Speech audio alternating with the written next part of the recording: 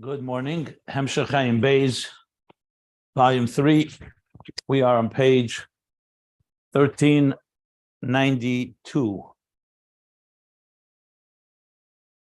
And the Rebbe Rasha began to explain Bria, Yetzira, and Avoda, meaning in our service, our divine service, our personal service, by saying that Bria, Yetzira, the angels, that serve in Bria is the angels called Srafim, and they say Kadesh. And the angels in Yetzirah are the ones that say, the Chayes HaKadosh, they say Baruch. Kadesh and Baruch, like we discussed earlier, is like Seviv Kalam and Amal Kalam. A transcendent Kadesh is removed, and beyond, Havdalah, separate, and Baruch is drawing it down, which is Yetzirah. Kadesh is Keser, and Baruch is Chochma. Like we said, Ihu Bracha Baruch hu b'chinas Yesod Abba, the Yesod of Chochma. And then he began to explain this in the context of the structure of the cosmic order, that the worlds which constitute existence, as we know the way God created it, is Atzilus Bri Yitzir Asiya. That which is above Atzilus is considered L'mayla Mishtalshlus, because he says from Atzilus begins Ishtalshlus. You do the Chochme Reisha Sheishtalshlus. Hein Shemachs Chochme Hu Ascholas Sheishtalshlus Da Bia. It's the beginning of the process, or you can call it psychological, the beginning of consciousness, or the beginning of the process of Atzilus, Chochme of Atzilus, and then goes to Atzilus, and then Bria, Yitzir, Asiya. Yet, at the same time, even though Atzilus is really higher than Bria, and in many ways very far apart, but at the same time, there's something in common. As he says, Agam Shatzilus l'mayla mayla mebchinas biyah. That's why it's like fire from the four elements. Fire is separate than from the other three elements, but it's still one of the four elements, one of the four letters of Yud Kei Vav Kei, like he says in Eitz Chaim. And he explained, on one hand, there's a parsa, there's a partition that creates a paradigm shift from Atzilus to Biyah to Bria, because Atzilus relative to Bria is more of a bligvul, and bligvul cannot radiate in a revealed way into the gvul. The words he used there. Nasis lahaylamer Atzilus mepleshi evshel b'chinas bal gvul lisaves. A finite entity, meaning a finite structure, cannot come from an infinite one if there's no concealment. So on one hand, Atzilus and Bria and beyond general have that separation. On the other hand, im kol zeh yesh ksas erech. There's still something in common among them. They're both worlds. They're both part of the structure. It's just very different type of levels. So there is a paradigm difference, fundamental qualitative difference, but there's also something in common. And that's why it's the four letters of Havaya. In the parentheses, the Rebbe Rashab explained, what do you mean by Atzilus is bligvul? She explained what relative bligvul means, both from the perspective of the Oyer of Atzilus and the Keli. What did he say? Briefly, that Atzilus Nikra compared to Biyah, it's called Bilti Bal Gvul, because the Oyeris compared to Biyah is Pshitus. They're shapeless, relatively speaking, and seamless. In Biyah, they take on shape. Even Bria, which is still a chomer, an unshaped, amorphous state, but it's already a yesh. There's something to talk about. There's some identity there. Just not that but it's a level of me. We don't know what the identity is. But Atzilus, it's more of a level of ayin, relatively speaking. And also the kelim, he called it the kelim are the power to manifest in structure and parameters, like the artist envisioning, or the artist's power to limit the flow. But it's not gvul mamish. Power of gvul.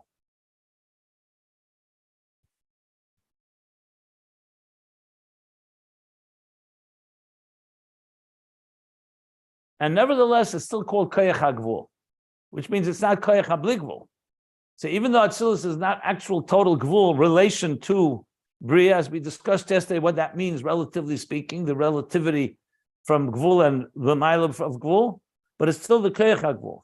And also the Eiris are not completely shaped, not Pshitas Legamri. Again, it's relative. So we see here is Atzilus on one hand is a higher state, a higher spiritual state, but on the other hand has something in common with the other worlds.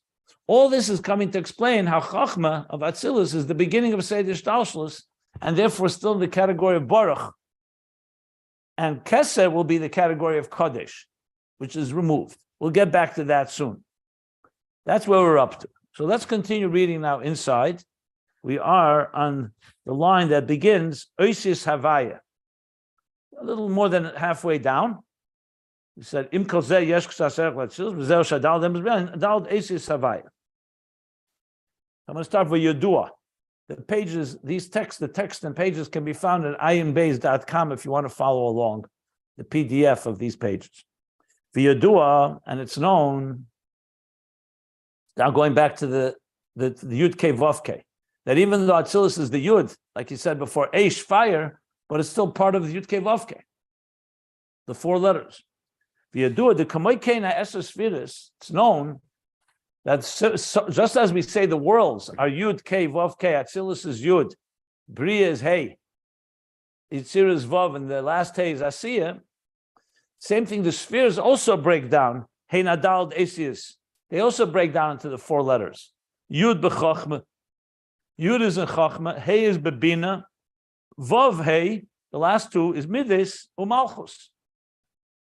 So I've been discussed many times. Yud Kei Vav Kei can be found throughout the whole Seder Shtalshlus. In general, it's the four worlds Atzilus, Bria, Yitzir, Asiya. But in each world itself, in the spheres, Chochma is the Yud, in microcosm, Bina is the Vav, the Hey, Mides Zah is the Vav, and the final Hey is the Malchus. Which also explains, like we've learned, that the Yud of Chochma radiates in Atzilus. Atzilus is dominated by Chochma. Chochma Mekanano, where is Chochma nests? In Atzilus. Bina, the Hey, nests Mekanano B'Kursaya in the throne, which is Bria. Zah is Mekanano B'Yitzira. So the Vav of the spheres, when it manifests in the world, it manifests in these four worlds, but also correspond to the four levels in the spheres. So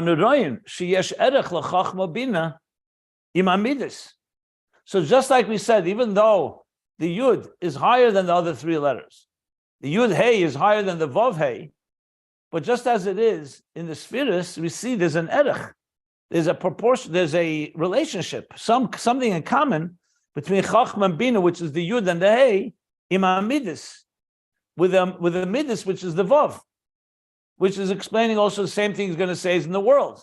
That even though Atzilus is somewhat removed, but since it's part of this Yud Kei Vav Kei, the tetragrammaton structure, there's something also erech between them. Being that there is a stifus, a branching out of one from the next. Because from the intelligence of Chochma and Bina gave with the midas, the emotions were born. Remember, keep in mind that when he talks about this in this context, he's not talking about natural instinctive emotions and the impulses we're born with. We're talking about emotions that come as a result from a contemplation. So the fact that intelligence gives birth to emotions, that when a person contemplates on something, and therefore that leads them to be attracted to it, or to be repelled by it, or to revere it, that means there's a relationship. It's true, Moichen and Midas are two different worlds. There's much that's not in common. But the fact that one grows out of the other, one branches, typhus means like one branches into the other, one extends from the other, that tells you, so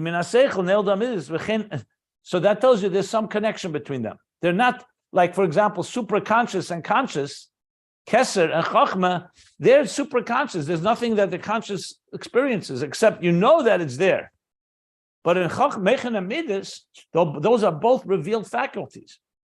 So let's say take the human body. Obviously, the mind is superior to other parts of the body, to the other organs, but they all speak to each other because there's something in common. They are viable. They are revealed faculties and attributes.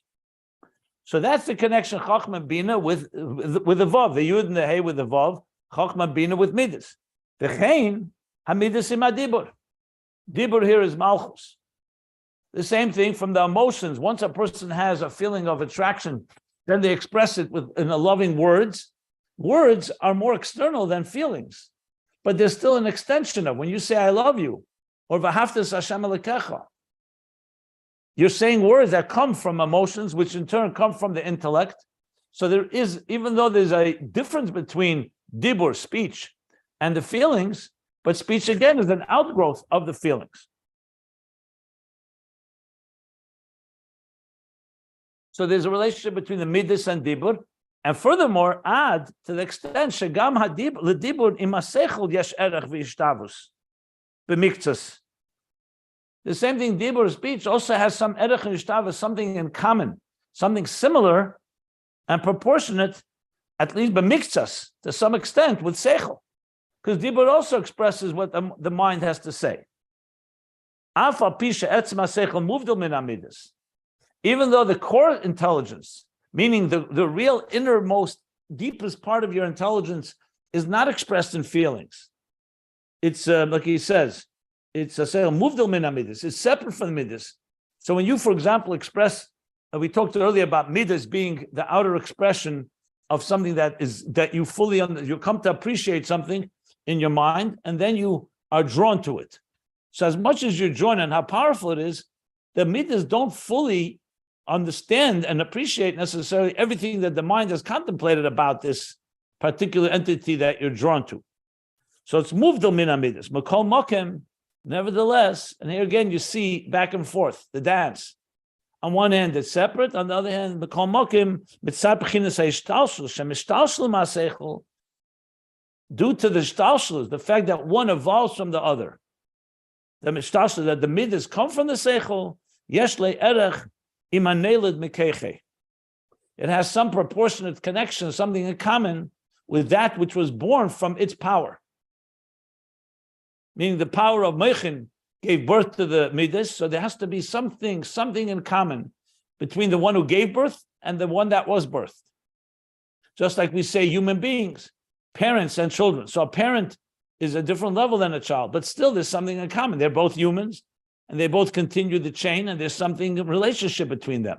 Same thing, Chochma Binah, which is like Abba v'Ima, even though they're the parents that give birth to the midas, the fact that they give birth, and there is a difference between them, but there's still that commonality that the thing that was given birth to is connects with that which gave birth to. For example, when you say that God is the third partner in the birth of a child, there you say it's not as there's no erech v'ishtavus. God gives the soul, and God is removed. Of parents are both biological parents, are physically are the ones that provide for the seed, the egg, and everything the child will have. Then there's Hashem's participation. But the parents, as much as they are a higher level than the child or the children, they still have something in common. So he's explaining with the Sefiros that the same thing will apply to the worlds. So what do you see from this? Being Cain, and if that's the case, based on what we've just said, how do Yuvan? It's understood sheyesh k'tzas erech, that there's some commonality, some proportionate, some proportionate connection. Gam la'asiyah im b'chinas Atzilus. Also, that asiyah connects also with Atzilus, because if asiyah corresponds to dibur and Malchus, and Atzilus corresponds to the Yud and Chochma, so just as it is in the spheres that they interact with each other and have that commonality, so too it is with the worlds. Yesh k'tzas erech. And now he goes back to the parsa. Okay, fine. But again, it doesn't mean erech. I know you can have an erech where they're very much in common. It's just like two relationship that is very equal. But here, Atzilus still remains superior and above. And even though there's a partition like we learned, and therefore a leap, somewhat of a quantum leap even, between Atzilus and Bria,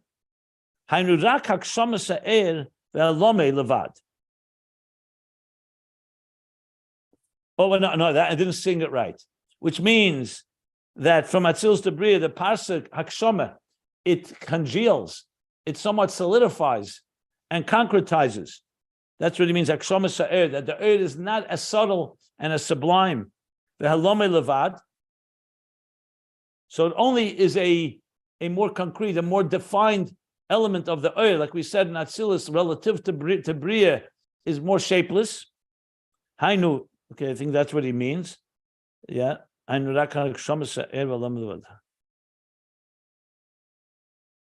could read it two ways. You could read it that it's turning it into something more defined, or you could also say it's only that it's making it more hakshama, but it's not completely distant from it. This aval, you could read both ways. You could read it that it reflects more the distance or reflects the closeness. As I read it a second time, it sounds, I think the latter is correct, meaning that even though there's a parsa, and you can read it both ways. Even though there's a parsa, it's only the akshama and the helam levad. Or you can read it the other way around, that it caused the levad in other words, is levad meaning it's only a concealment and nothing more? Or is it only a concealment because Atzilus is so much higher? You can read it both ways, to be honest. But then he says, Aval Makol Mokim. Let me read the whole piece and then that's it. But nevertheless, Mishtalshlim Atzilus Lebriya B'derech Ishtalshlis. So this doesn't resolve the issue. And nevertheless, Atzilus does evolve. And the energy does evolve rather from Atzilus to Bria in a Ishtalshlis way. Ishtalshlis, remember, is a links in a chain. So as much as there's a leap and there's a partition, they're still linked like a chain. Atzilus and Bria. The only difference is from Bria to lower levels in Bria, it's not such a leap. And here there is a leap. So the question, what he means here, Akshamas Levad can be interpreted both ways. They both are legitimate, in my opinion, in explaining. It doesn't change the Havana that on one hand, Atzilus has something that is different. That's why you need a partition. In other words, Atzilus is like, there is a paradigm shift to some extent, but there's still something that connects them. Then it's not a complete leap, like, for example, the leap of the Tzimtzum Arishin, which is a complete quantum leap from Elikuz B'Pshitis to Elamis B'Pshitis, where there everything was godly, and the Tzimtzum created a reality where now there's also another reality. In Atzilus and Bria, it's not quite like that. Atzilus and Bria, there is a parsa, so there is somewhat of a leap, but there is still something in common, like Yud Kei Vav Kei, like we've been discussing. Okay. No parsa between Yetzirah and Bria and other ones? Well, we've been talking before about Bria Yetzirah. That's like Chaimer and Surah. Yeah, but it's still a matter, and then Yetzirah starts shaping it. I think it's now he's talking about Atzilus and Bria. Why is it the whole big thing that there's a parsa? I would think between any level it's a parsa. Well, this is a particular type of parsa that's more of a much more intense one, because you need to move from a divine state. Atzilus is a structure, but it's a divine structure. Everything there is godliness. You can't create, he said, Gvul of Bria without the parsa. So the fact that you can have many types of curtains, but some of them are far more quantum leap types. So Atzilus to Bria is a more serious parsa than just the regular parsois. I mean, it's, as I said yesterday, this is not geographic. This is all relative. Atzilus has elements to it. That's the parsa between the Ovis who are Merkava, 24/7, their whole life is dedicated to godliness, is a big leap to a regular person who doesn't have that type of awareness and divine awareness. At the same time, there's something in common, because at the end of the day, they are human beings. And the day there is some structure in Atzilus, like he's been saying here. So the only way you're ever going to really understand this is if you can reach the Aveda of Atzilus and the Aveda of Bria. When you can experience it personally, you'll see the distinction. Think of a moment when you've been completely absorbed by godliness, if you ever have such a moment, and there was no room for anything else. And then the rest of your life, it's a pretty big leap, even though there is something in common. Look, Shabbos and the weekdays, we have a parsa between them. It's called Havdalah. Hamavdil ben Kodesh Lachel, ben Er Lachesha, ben Yisrael La'amim, ben Yei Mashvi L'Sheshet Yemei HaMaisa. That's a parsa. A parsa is Havdalah. Now you could say there's also Havdalah, separation between Sunday and Monday and Tuesday. Of course there is. Sunday is Chesed, Monday is Gvura. There's also Havdalah between Shabbos and Yom Tov. Hamavdil ben Kodesh leKodesh. And there are different reasons why. But that doesn't mean all the Havdalas are not necessarily the same level. When you talk about Shabbos and the weekday, the Havdalah is a far more intense one.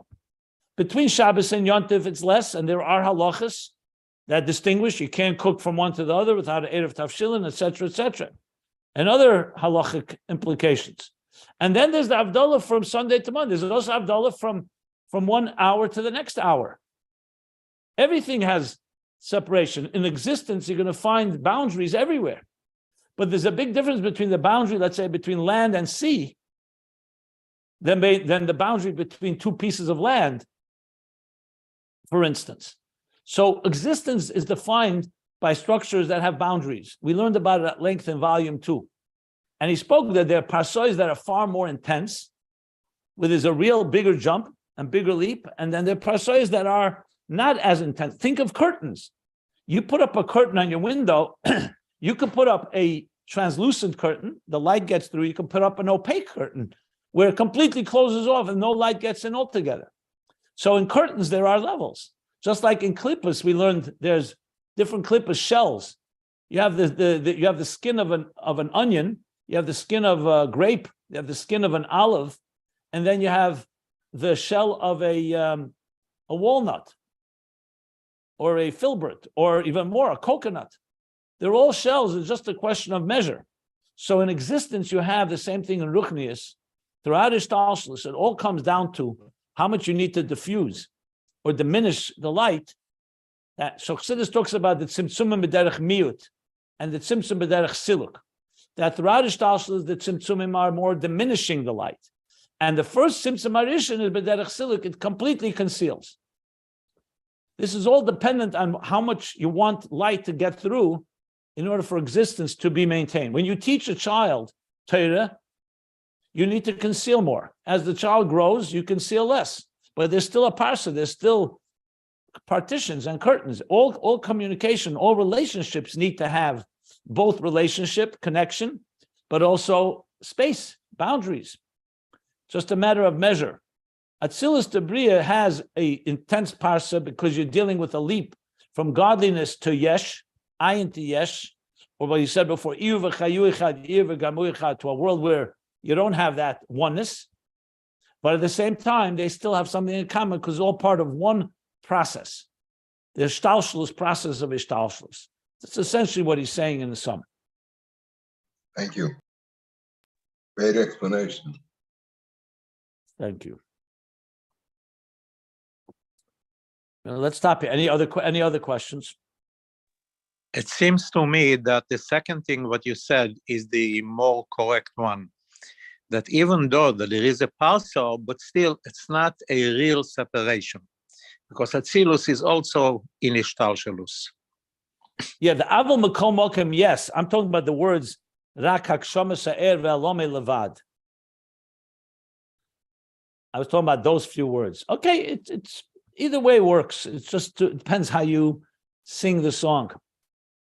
I think so too, that he's speaking that it's not as big. But you could also touch it that it is akshama. Not positive. Okay. Because it says rak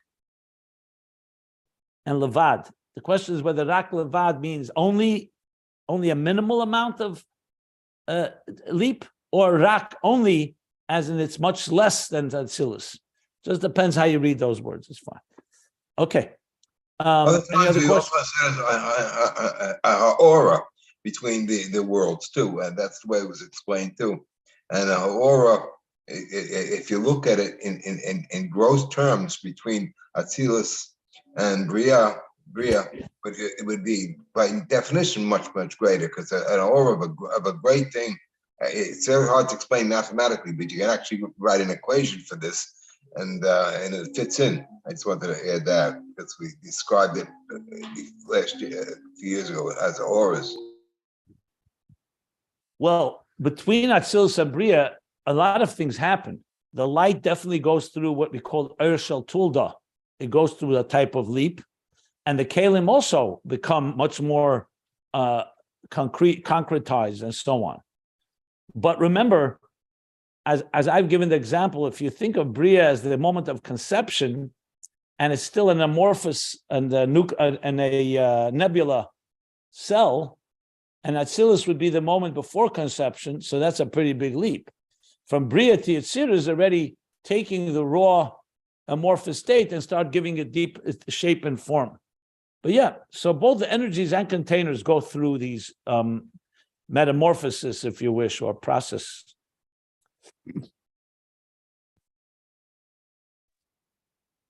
The whole idea, he wants to say, the whole entire idea on this page, at least in the second half, that im kol ze yesh ktsat erech la'atzilus im bria. That's what he wants to say. Yeah. Correct.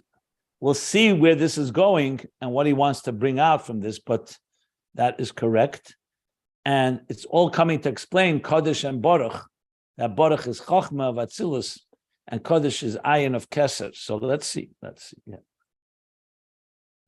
He continues, the Rebbe Rashab continues. As I said yesterday, I'm convinced that this is all part of understanding the interface. Even when we're talking about Mikra, Mishnah, Talmud, remember that Mikra is Chabad, and Mishnah is Chagas, and Talmud is Nehi in Atzilus, and that will become turned around. Asiya will be Mikra, Mishnah Yetzirah, Midos, Vo, and Talmud Bria. For sure has a connection to that. But in the context of interface, it's very clear. Remember, interface is all about how much of the godliness, how much of existence. You need to constantly create a some form of integration between the two. And integration, when you're dealing with opposites, is not simple. That's why you need all these levels, because each level presents another dimension of awareness and consciousness in the human being and in our Havaya. We'll talk more about it, but let's continue reading and learning, and I'll bring it back to how we apply it to our lives. So he says like this. Next piece. V'sheira she'inyan hu.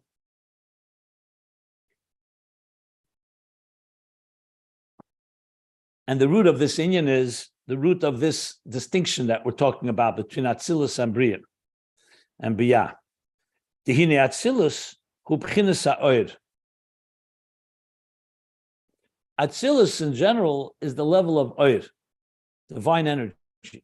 So even though in Atzilus there are kelim, remember what I said yesterday, when you read a book, I'm just giving a very physical example, and you're completely absorbed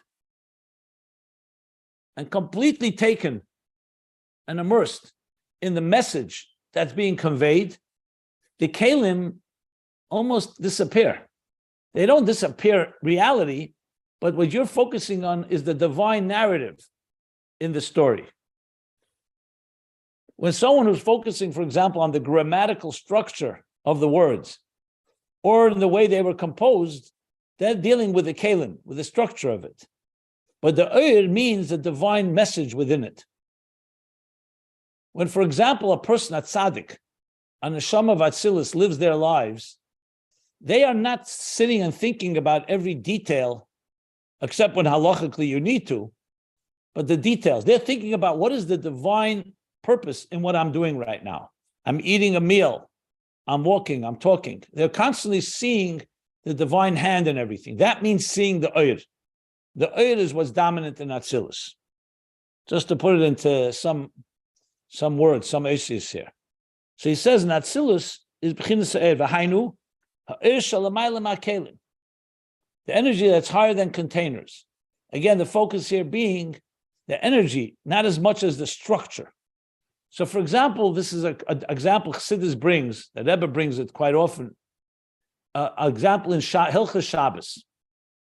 I think this is a Balbatish example.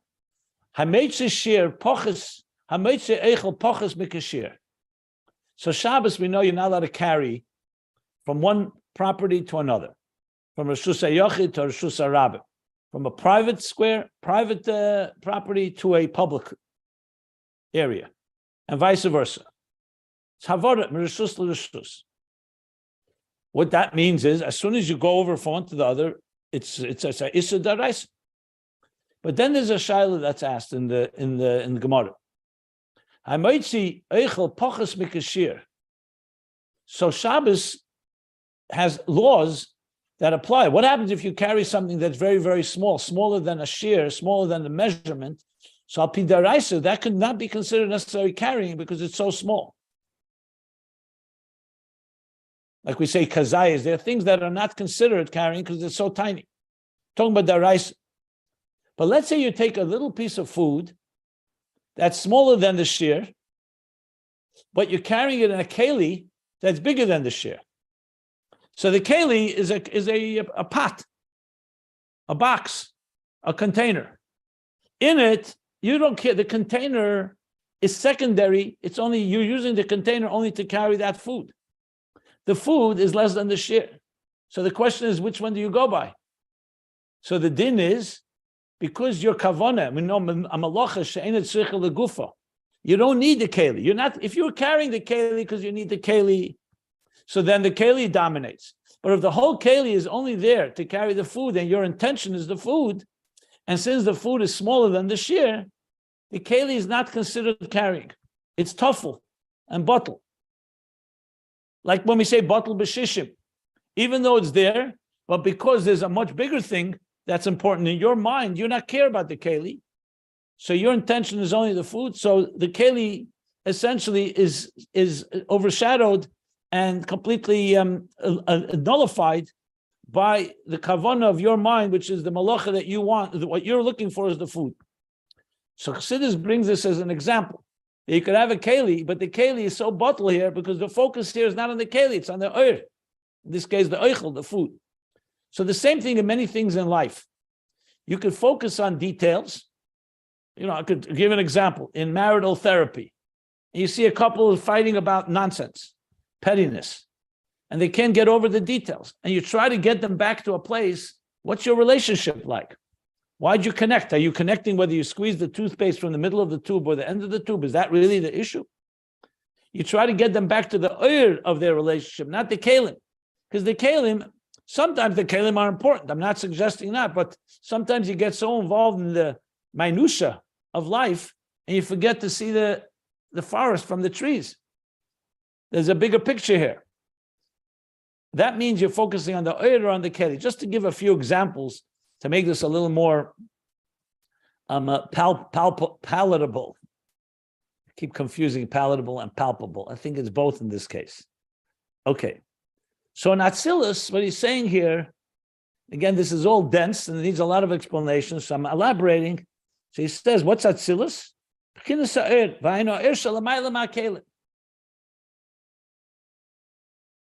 Now, this doesn't mean there are no kelim in Atzilus. It means, however, the energy, the emphasis in Atzilus is the oir, the divine. What does God want? I remember once I was involved in some, they wanted me to help mediate a disagreement between two people. They were disagreeing about something the Rebbe wanted. And each one had their opinion, etc., etc. And they both presented their case. And then I said, let's go back. What do you think the Rebbe really wants? So, of course, everybody had their negiyas, their personal the biases. But my point was, sometimes you have to ask, what does God want? Not what you want, what you want. What is the kavanah? Atzilus doesn't ask, what do I want? It asks, what does God want? In Bria, there's already a self. Now, it's still a very high level. Srafim, Malachim, and they're completely committed, but they have to work on it. In Atzilus, the natural question is, what does God want? Chesed, Gvura, Sefiros. What is God's interest in Chesed? Chesed is not an entity of its own. It's simply a channel for God's kindness. Gvura is a channel for God's power or discipline. So in Atzilus, everything is in the context of what does the oir want? The keli is incidental. What does that mean, incidental? Not as it's not significant. It means the keli is just following what the oir wants. That's what the keli, they're completely bottled to the keli. That's what Atzilus looks like. And in life, when it says in Tanya that the ovis, Heinen and Markova, that they were a chariot, that says a medrash. So he explains that 24/7, everything they did was aligned with what God wanted. That means their life is aligned to the oir, and the keli follows along. The body their instruments, their tools, their place in this world. Like the Sefer Havaya says that once Avram came to earth, Chesed Atzilus said, what do you need me for? You have Chesed walking on earth. Avram embodied, personified Chesed on earth. Says the same thing by Moshe Rabbeinu when he spoke to Pari, was a neshama of Atzilus speaking in Mitzrayim. You had Atzilus down on earth. These are big statements. We talk about the Alter Rebbe, that when he would, before Shabbos, would doze off, not because he was tired, but because Lamaila, there was a time of Durmita. The world was going through a shift, change of guard from the weekday to Shabbos. So it goes through some form of somewhat of a sleep, a spiritual so-called removal, and the soul like removing from the body. So the Alter Rebbe would fall asleep. He didn't need to be told. He was naturally aligned with that. When the Alter Rebbe was in prison, it says, it was a dark room. There were no clocks. How did he know what time it was? Day, night? So it says because he knew the tzirufim. Actually, we know when the Malachim say Kodesh, it's day, and when they say Baruch, it's night. So when you sense the spiritual vibes, you can tell what time it is, but you have to be aligned with that. Just to give some examples of what Atzilus experiences. So when you think of it that way, it's quite a level. That's why when the Alter Rebbe couldn't even say the word Atzilus, they say the Alter Rebbe would tremble and he would stutter. He wasn't able to express the word Atzilus from his mouth. I don't have a problem like that. I say it very easily. We also say Eir Ein Sof Lifnei Tzimtzum without much effort. Very easy to say it. When you're not there, you talk about it. Like we're telling the story. It's not being there. But that's Atzilus. Okay. So now he's going to explain the let's call it the mechanics of it. You do a Shabikelim Yesh Gimel Madreges. So this is from a famous mimer I've mentioned a number of times. There's a famous mimer called Drush Gimel Mine Odom. It's a mimer from the Alter Rebbe. Tzemach Tzedek develops it with many footnotes and many hagos, glosses, and explains it. It's printed in Eira Teira nowadays, and also in the Alter Rebbe's mimer. But the Tzemach Tzedek elaborates, and it's very fundamental because he lays out very much the structure of Seder Shtalshlus. Where's Atzilus, where's Ak, Atzilus, Bri, Yitzir, Asiya, and so on. Akudim, Nekudim. There he also talks about the macrocosm, microcosm of Abiyah, Haklolim, Abiyah, Protim. So he says like this, Kalim generally divide into three levels. Bria, Yitzir, Asiya. Uba'er, when you talk about there's a fourth level. Yesh Daled Madreges. There are four levels in Eir. V'hainu Gimel Madreges Hamislapshim Ba'Kelim. So three levels of Eir, each one manifesting in the three levels of the containers of Bria, Tzir, Asiya. But then there's one more level, Umadrega Hadalad. And the fourth level, Madrega Hadalad Hi B'chinas Ha'er Shalamayla Ma'Kelim. That's the energy that's above the containers. So let me explain it with a practical example. I'm going to go back to the example both of an author, a book, and also art. Let's go back to that example. When you write, an author is a book, composes a book. So he writes up a whole idea, puts it into words, into paragraphs, into chapters, and so on and so forth. Now, you ever hear the expression reading between the lines? You read it so you can get the idea of what the author is conveying. But let's say the author, not let's say, for sure, there are things he didn't explicitly state. He either alludes to, or he puts it between the lines, or what sometimes is called in Chassidus the Eir Ha'el al Kulona, which is like a synergy that only happens after you read all the details, more than the sum of the parts. So when you read something, you know, it's not just the narrative that's being told, it's when you finish the book, you realize, now I realize a deeper idea, which is more than just what I read. So the Eiris in the Kalim is the ideas as they're conveyed through the words.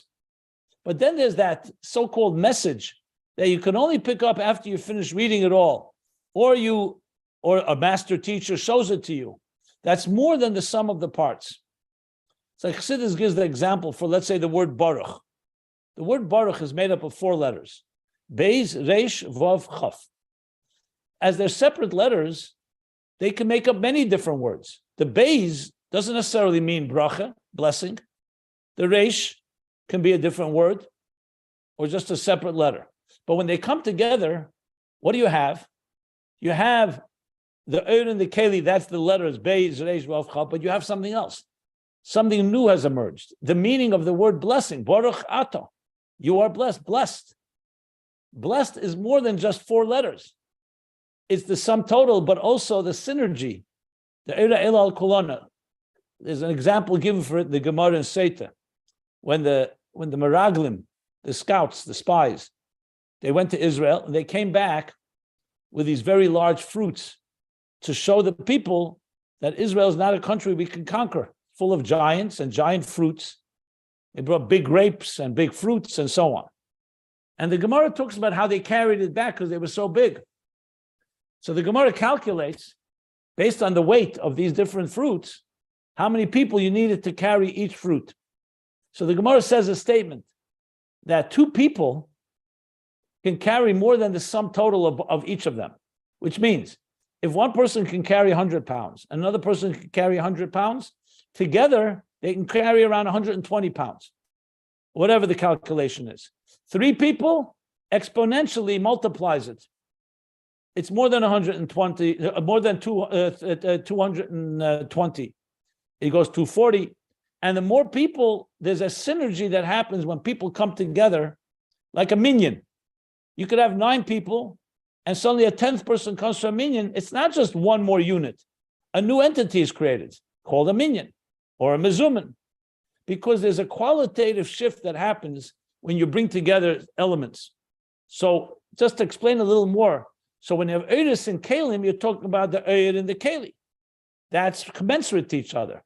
But then in Atzilus, there's a 4th level in Eir, which is a level that's so-called above the Kalim. Just giving a little more examples of what does it mean, an Eir that's above the Keli, even though there's still Kalim in Atzilus. So that's just some examples to this idea. So there's a 4th level, Adal B'chinas Eshel Mal Kel. Va'ir hamislabish b'kelim harihu ba b'akshama lifi mahus kelim. The energy that goes and manifests in the containers it becomes concretized or congealed or somewhat solidified according to the personality of the container. Because let's say you pour, oil, you put oil into a tube that's red, the light will also manifest itself, it'll look red. But the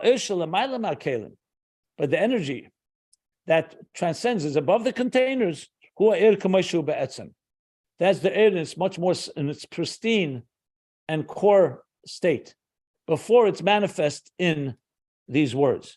So when an artist or an author want to convey a very profound idea through their art or through their book, they will put it into words, but there's something that they will also instill in it that's higher than just the sum of the parts, higher than just the words and the ideas that it conveys. That's like the etzema oir that's above the actual kalim. That's why you could have 2 people read the same text. One who's a beginner, a novice, will read it and understand the literal meaning. And the one who's wiser will understand the deeper meaning. They'll see that oir, that the etzema oir that's there, not just the oir that's in the kalim, in the words themselves, that there's more here than just what's stated in those words.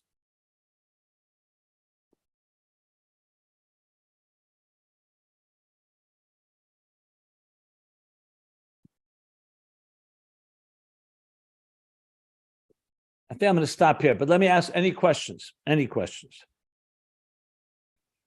Yeah, I think I'm going to stop here because the language, I must say again, as I said yesterday, when you read it, you see the Rebbe Rashab is like, there are Maimonim where the Rebbe Rashab writes, Roshei Prokim. I'm not going to say this is Roshei Prokim, which means only like main points, but there's an element of here that you could see a certain leap from sentence to sentence that feels like he's writing it in brief with a goal of later developing it. It's just, I keep seeing it when I see the jump from phrase to phrase. Like the next piece, V'zeu de Bria Shabbatzil. That's why I'm stopping.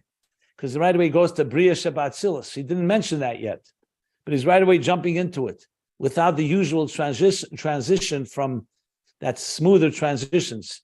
There's so obviously it's all the Rebbe writing, and therefore everything is precise, but it's very, very concise. So I think I'm going to stop here. I'm going to stop here by V'zehu. One second, V'zehu. And we'll get through it all. I'm just going a little slower than usual. So if anybody wants to ask anything, that's what I would stop now. So this last passage that he said, the Avala or Shalamayla Ken Lua or Kmoshehu Be'etzem, is this like the ore that's the shoresh, and the ore that is flowing into the kalim is like a ha'ara, and the ore that's above the kalim is like more like the root of it, like it's the actual ore? Because we talk about it in the as ore is mishtalshalel, as it devolves from above it. You see a ha'ara. It's not actually the light itself, but it's in a reflection or extension of the light. Is it fair to say that, or two different concepts?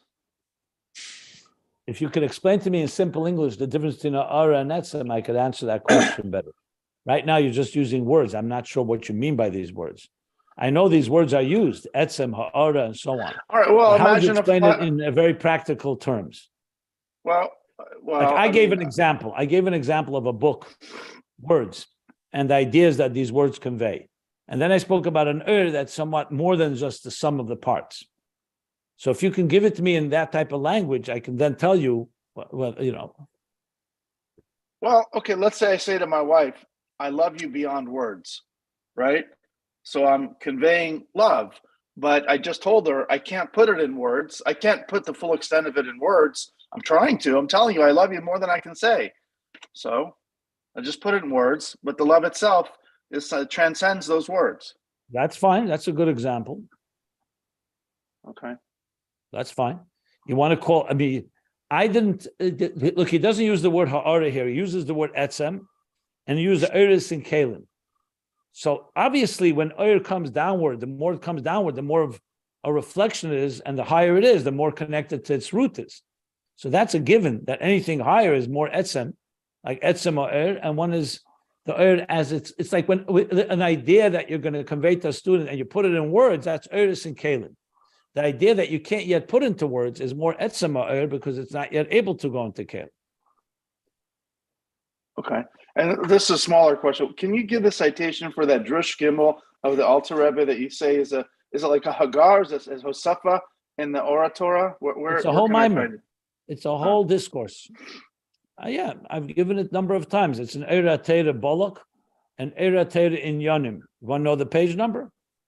Sure. Thank you. I can even post it for people. It's page. Here we are.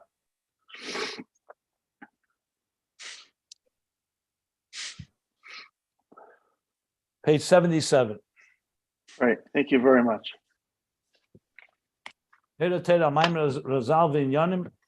whole discourse, that page is page 77. It's like a 20-page mimer. Okay, great. It's a very long discourse. Thank you very much. Okay. Rabbi. So what is... Oh. Can I ask a question real quick? Yeah. Could you say that the level of Etzem Ha'or is such a high level that is connected to intuition, but the paradox is that you have to do the avoda first and build the kalim in order to tap into that level, which is a very high level. But to me, there's this paradox of like seeing the details first in order to see the big picture, but you have to do both because you can't let the details get in the way of the big picture, like in terms of learning or reading the book. I'm just trying to understand it in my own words too, like so I can take it in. Well, you go from the bottom up, yes. You have to go from the details until you get to the bigger picture, correct? Okay, thank you. Yeah. Saying So here, not but, that Atzilus is the oil shel hamayim. It's not like the other Gimel Madregis of Bia, but Atzilus is the oil shel hamayim. Yeah, but we're gonna learn there's Biyah in Atzilus too. So Atzilus also has the 3, and it has the 4. The dominant force in Atzilus is the 4th level, but Atzilus also has Eris and Kalim, as we're going to learn. We'll learn this. He's going to teach. He's going to. Wow. Sure. Thanks.